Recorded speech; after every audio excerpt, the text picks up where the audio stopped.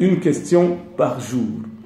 Voilà, c'est des petites vidéos que je vais devoir commencer à faire en nous posant des questions par rapport à la foi chrétienne.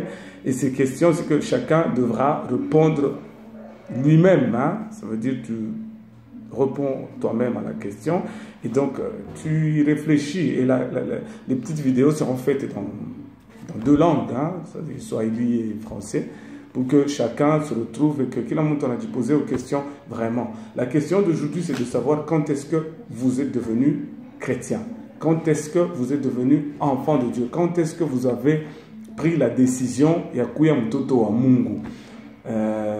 À cette question, je crois que déjà, ils se diront, mais bon, c'est une question quand même bête ou absurde. Hein? On est devenu chrétien. D'ailleurs, moi, je suis né d'une famille chrétienne. Ça, c'est une réflexion que j'ai, enfin, c'est une phrase que j'ai beaucoup entendue dans mon parcours dans la foi chrétienne, où j'ai vu des gens, oh non, mais vous allez voir que, d'ailleurs, c'est très fréquent de trouver des gens qui, parce que les parents fréquentaient telle église, eux aussi, ils se retrouvent dans cette assemblée-là. Parce qu'en termes d'assemblée, c'est là que ça pose le problème. Surtout, vous trouverez, catholique. Pourquoi est-ce que nous sommes comme catholique?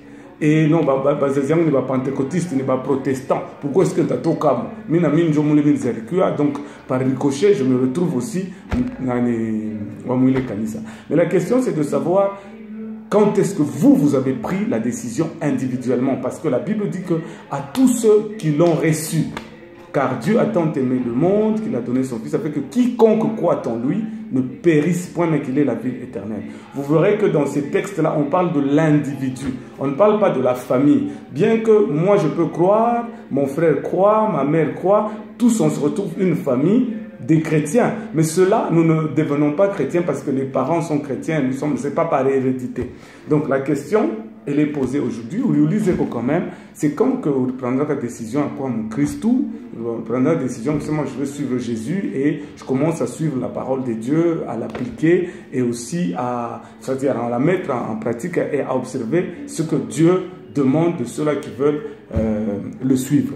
Donc c'est ça la question qu'il faut se poser. Autant que nous connaissons la date d'anniversaire, le jour qu'on est né, je crois qu'il est important également que nous puissions nous poser vraiment la question en quelle année. Vous pouvez oublier, mais vous pouvez quand même connaître les circonstances dans lesquelles vous vous êtes retrouvé pour prendre la décision de recevoir Jésus comme Seigneur et Sauveur. Si vous n'avez pas encore de réponse à ça, si vous ne l'avez jamais fait, je crois qu'il est déjà temps, c'est une occasion pour vous. Vous êtes seul devant la petite vidéo. Vous pouvez bien suivre et prendre la décision de recevoir Jésus comme Seigneur et Sauveur. Parce que la Bible dit que tous ont péché, sont privés de la gloire de Dieu. Tous, sans exception. Même quand tu es né, tu n'as jamais commis de péché. Mais ce que tu dois savoir, c'est que parce que nous venons d'Adam et Ève, nous sommes des pécheurs. Et donc, le seul chemin, c'est d'accepter Christ que Dieu nous a donné pour devenir enfants de Dieu. Donc, réfléchissez à cette question et répondez-y de la manière la plus simple.